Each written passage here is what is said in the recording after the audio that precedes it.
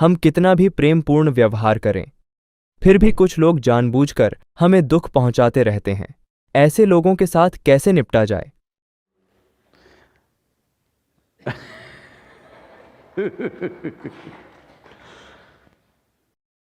अगर आप प्रेमपूर्ण हैं तो आपका मन आनंदित रहना चाहिए।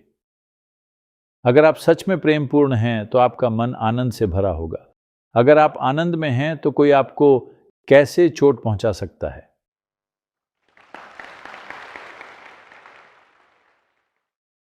आपके मन में यह एक वस्तु की तरह है।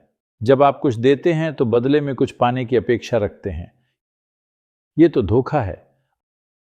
आप प्रेम से व्यवहार करते हैं तो आपकी उम्मीद होती है कि सामने वाला भी वैसे ही रहे। ऐसा नहीं होता। प्रेमपूर्ण रहना हमारी प्रकृति है। दूसरा कैसे रहता है यह उसकी प्रकृति है।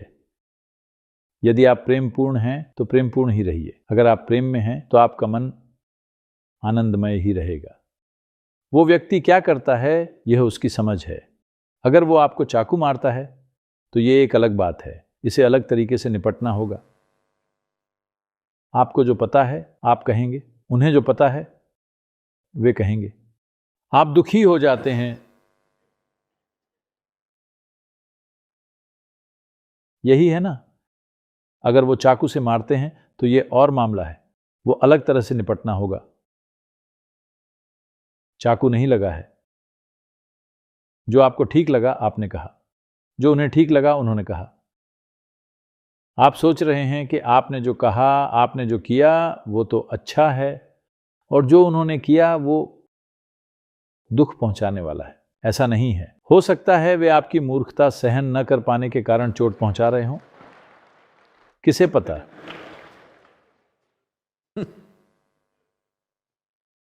प्रिय प्रिय प्रिय, जब आप ये करते रहें तो वे चाकू ही मारना चाहेंगे।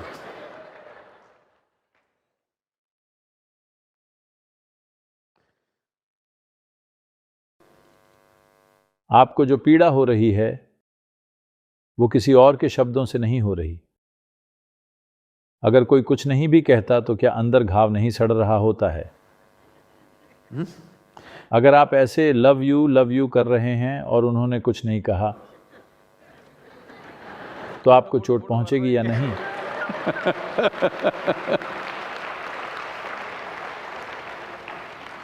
अगर वे कुछ कहें या कुछ करें तो दुख होगा ही, पर अगर वे कुछ ना भी कहें तब भी बहुत पीड़ा होती है ना? ऐसे मूर्ख मत बनिए। इसके मूल को बदलना होगा। हमें पीड़ा क्यों होती है? क्योंकि हम चाहते हैं कि दूसरा व्यक्ति हमें कुछ दे। जब वह हमें नहीं देता तो हमें पीड़ा होती है। अगर आप आनंद में हैं तो किसी और से कुछ लेने की जरूरत ही क्या है? ये आनंद में नहीं है। इसीलिए लोगों में ये चाह होती है कि अगर मैंने कुछ दिया है तो मुझे भी कुछ मिलना चाहिए, पर ऐसा होता नहीं है। अगर उनकी जिंदगी छीनकर आप खुश हो जाते हैं तो वो व्यक्ति ताक में बैठा रहेगा। जैसे ही मौका मिलेगा वो आप पर टूट पड़ेगा। यह रोजाना दो लोगों के बीच होता है। पहला दूसरे को, दूसरा पहले को खींचता है। चलता रहता है। समझ में नहीं आता कि क्यों। 3 दिन पहले कोई मुझसे मिलने आया था। पति पत्नी का बड़ा झगड़ा। मैं कई सालों से उन्हें जानता हूं। मैंने पूछा, अरे तुम्हारी शादी को 22 साल हो गए हैं लेकिन तुम दोनों अब भी झगड़ रहे हो? उस महिला ने कहा, सद्गुरु रोज वही झगड़ा होता है।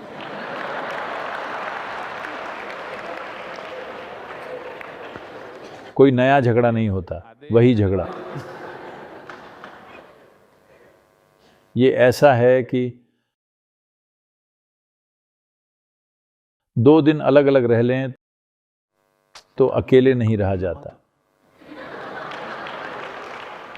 तू ही रे गाने लगते हैं।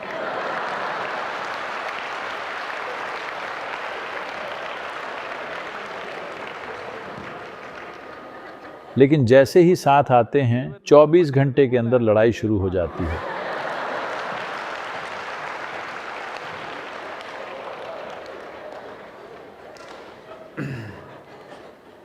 वे दोनों ही कोई बड़ी नौकरी करते हैं, दोनों ही अच्छे पढ़े लिखे हैं, नौकरी कर रहे हैं। तो अब क्या करें? रोज वही झगड़ा होता है। मैंने उस महिला से कहा, अभी जो काम कर रही हो उसे छोड़ो और कोई दूसरा काम ले लो जिसमें बहुत ट्रैवल करना पड़े। 20 दिन घर पर ही मत रहो, ऐसा कोई काम ले लो। तो 3/4 झगड़ा खत्म हो जाएगा। जो 1/4 झगड़ा बचेगा वो घर पर रहने के दौरान हो जाएगा। ट्रैवल वाली नौकरी अगर ले लें तो झगड़ा खत्म। अगर आप 22 सालों से बिना रुके वही झगड़ा कर रहे हैं तो मेरे कहने से कल आप नहीं रुकने वाले। ट्रैवलिंग जॉब अच्छी है ना?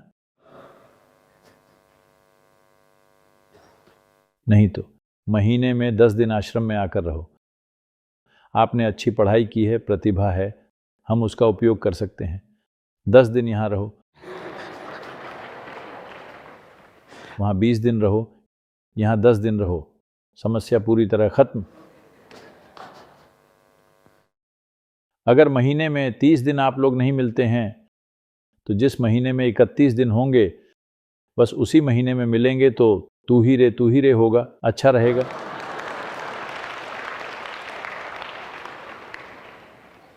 किसी तरह से संभालना होगा और क्या करें।